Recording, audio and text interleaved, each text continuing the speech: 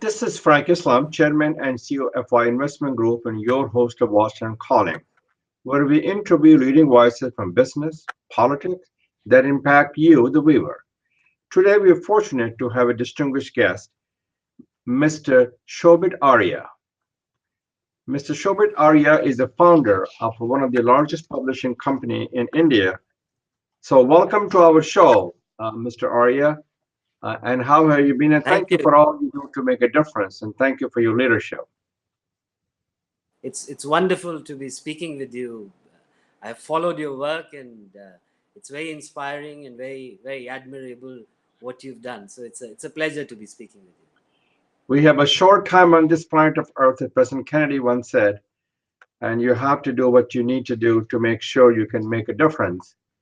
And to whom much is given, much is expected.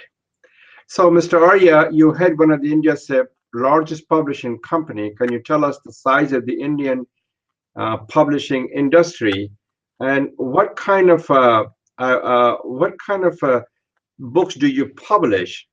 So tell us a little bit about that also. And is the Indian publishing companies are thriving or surviving?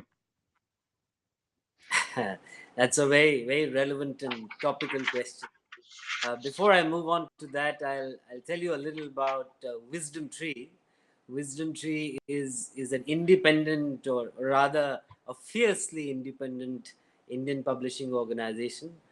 We are now going to be celebrating our 2 decades this year into publishing, and the journey has been extremely precious and elevating. We've won awards on the way. We've really privileged to have published some of the most influential minds globally, including the Bharat Ratna Ravi Shankar, the much loved Paulo Coelho, Shashi Tharoor, Indian Prime Minister Narendra Modi. I could go on with all the names, but that would take away most of the time. So I'll now come back to your question about the size of Indian publishing. Indian publishing in the last few years has really grown, and when it comes to data, using and collecting data, it's in India especially, it's like petting a grizzly bear. Not only is it a difficult uh, proposition, but even if you somehow manage to do that, it can be quite unpredictable. I will still hazard a guess, and I'll talk about what we call the trade publishing, which is about the fiction, non-fiction, and children Oh, books that you would usually find in a bookstore. Um, I think we are around 1,200 to 1,400 crore industry, which is like 160 to 170 million US dollars. And just on the side, American trade publishing would be about 16 billion US dollars. So right. we still have a long way to Long way to march on go. that. Long way to go. Am I correct to assume that India is the third largest publisher in the English language and fifth largest publishing market in the world? Am I correct to assume that? It is. In fact, for all we know, we may already be the second largest, leaving behind the United Kingdom.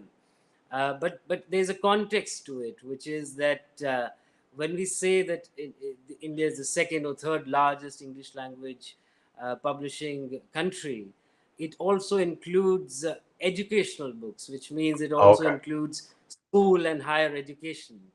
And we have to keep in mind that the UK, the population is 67 million, while Indian population is 20 times more, at 1.3 billion. So that puts in some context to that. Well, as I understand, the India's publishing industry is about close to $7 billion, and 25% of the book you publish in English. And as I understand, you publish about India publishes about 250 books every day. That's a phenomenal. That's It what I is. It understand. is. In fact, India is a large country, and we have so many languages. The Yes. vernacular languages are strong. They're vibrant, which it should be. And in fact, we are hoping that the vernacular languages will come up even stronger. Okay. Hopefully. You look at the brighter horizon even when you endure the storm. So tell me a little bit about what's the future of the printed book? Do you think the book sales in India have gone down uh, because of the digital era? And do you produce also ebooks? Tell us a little bit about that. Sure. So the Indian experience has been very, very interesting and typical, because within one generation of time span, we actually saw three generational shifts in book selling. We started out largely as family owned independent bookstores till about almost the first decade of 2000s. So within a decade, we shifted from family owned bookstores to large chain stores to e-commerce and e-books. Nowhere else in the world would such rapid change happen in so little time. And all this happened actually even before the publishing industry had really matured. So it is bound to create disruption. There has been disruptions in the last decade or so. So amongst the most informative and meaningful part of publishing is what we call the mid list, which is the non-bestsellers, which would be meaningful books, which would be books that people would really enjoy, and they would lead to contemplative phenomenon. So can you Those get the kind of book on Amazon ebooks? Yes, so incidentally, Wisdom Tree was the first Indian publishing organization Okay. to have put out books on Kindle. This Oh, was okay. much Yes, before which I Amazon do came to subscribe. India. Yeah. Yeah, this was actually much before Amazon came to India. I But agree. incidentally, in ebooks in India haven't really taken off. There's still only about 2-3% of the actual book sales, while in a country like America, it would account for almost 20%. And it is I would another say, matter that yeah. even in the US, the sales of ebooks have reached a sort of a plateau. So yeah, that's another interesting journey which is happening with content, both printed and ebooks. So the younger generation, which is the people who are under 40, do they read the ebooks or do they read the printed books? And what kind of a books do It's you largely usually what kind of books do they usually the younger generation read? it's largely still printed books, which at one level is very heartening, because the charm of printed book is very different from an ebook, and that's a debate which we can discuss later. But the younger people are still largely with printed books, and I think one of the reasons could also be that books in India are very competitively priced. When you would compare them to a book in the US or UK, our costs are almost one fourth. So the selling price of a book, which may be $4 US in India, the same book may sell between 15 to 20 US dollars. So because of the competitive pricing, I think the attraction towards ebooks is not as much as possibly say in the US. So what kind of a books on India sell around the world? Is it Indian literature? Is it Indian travel books? Is it Indian culture? What else? All kinds Yeah, of books. so all kinds of books, but I think what we are known for the world over is our core spirituality, our holistic health, like yoga and Ayurveda. Those of course are perennially attracted. They've been attracting readers from across the world, but of course, Indian textiles, Indian crafts and culture, and even literature. The literary fiction is something that find takers again all over the world. Wow. What about the book on science, technology, and engineering? STEM. No, those are areas where we still need to do some catching up. And I think in the next maybe decade or so, when we see more research and development happening in India, because after all, literature is a reflection of the state of the society. So when we see more R&D and more technological innovations happening from India, I think literature will also keep Okay. pace with that. Okay. So how do you go about promoting the book? So let's suppose I wrote two books, but it was a self-publishing that I do. And mostly they were American, renewing the American dream, and also the pivot point, how to move America forward. So we couldn't get a publisher, so we had a self-publisher. Do you also do self-publishing as well? Uh, no, so as a policy at this point, in the last Okay, two decades, we've survived, in being a conventional publisher, wherein we I take got you. pride in the fact that we don't insist on any author buying a single copy. We only Okay. publish when we merit in content, and if we feel that we can work together with the author to create a content which will find a market, or even at times when it may not find a huge market but will fill a gap which needs to be filled, um, we definitely go out there and publish it. Do you sell books in America and Europe? If so, what kind of book do you sell? And do you have distribution channel in North America and Europe? Yes, again, in fact, we were amongst the first Indian publishing organizations to create a full service distribution in North America, in UK and Europe, and other English speaking countries like Australia. And Um, New Zealand. Again, and New Zealand, and again, books like the ones on spirituality, on Ayurveda, on Indian textiles, do reasonably well in all these markets. And of course, if you have authors who are based out of a particular country, so for example, we've published the Michelin star chef Vikas Khanna, whose Hmm. books have done well in the US, or we've done Shambhavi Yogini, who does speaking tours in the US. So Okay. authors who travel and who are based out of a particular country, their books do better than if you're of course not based in the US and you're based in India. So do you buy rights of American European publisher to sell their books in India? How does that work?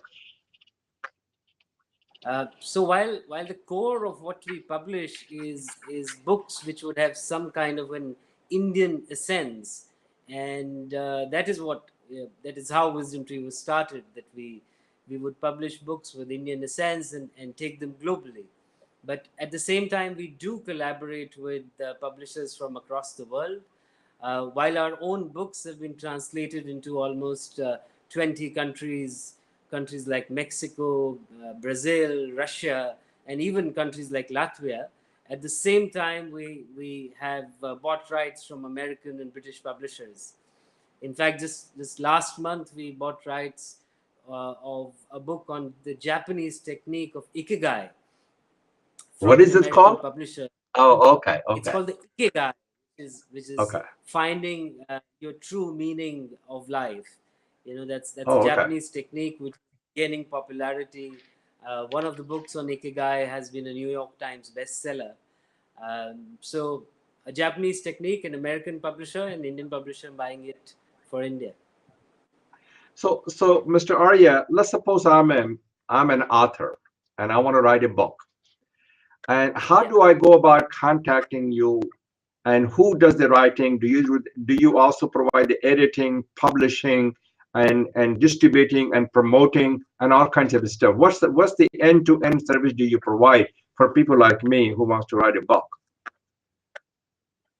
So while publishing is what can be considered a set of services, but actually it is much more, because the intellectual contribution that comes from a publishing organization is much more than the process of, say, editing, proofreading, designing, sales, marketing, and distribution, and finally accounting, where the royalties accrued are shared with the author.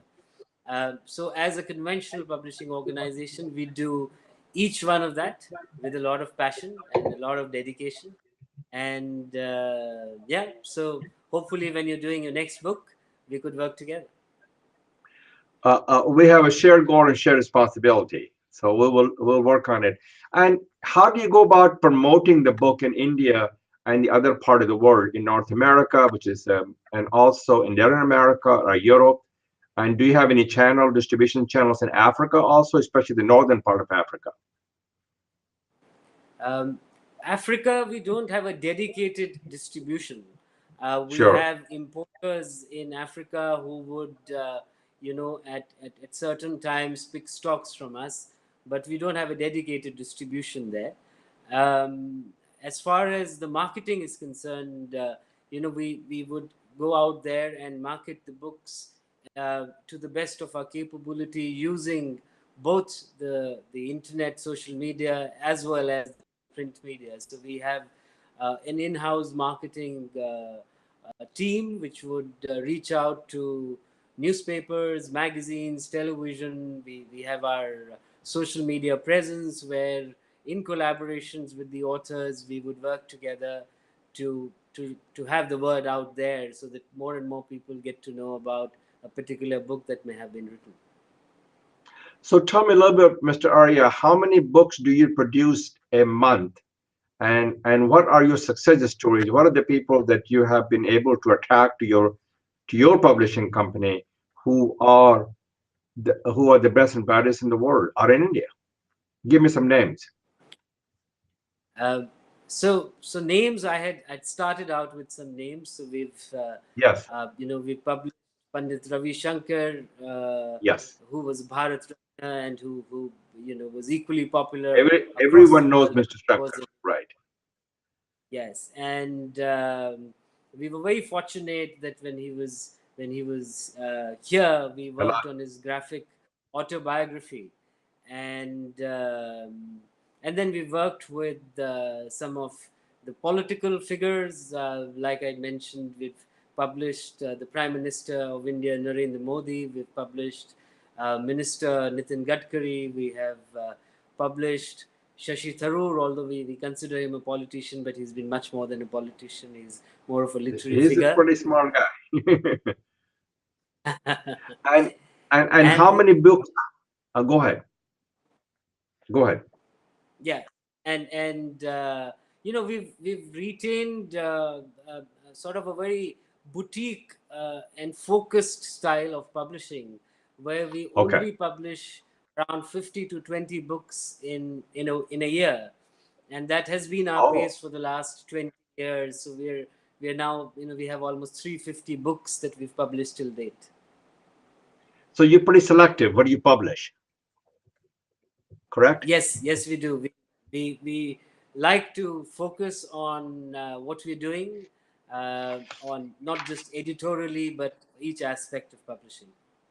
So, what sort of a topic of the books that will resonate well with the Indian audience and the audience all over the world, besides the yoga and the cultures? What other books? Do you have any suggestion for the Uh, audience? all universal themes, which go beyond the boundaries of a country. So, inspirational literature would be something which is popular across the world.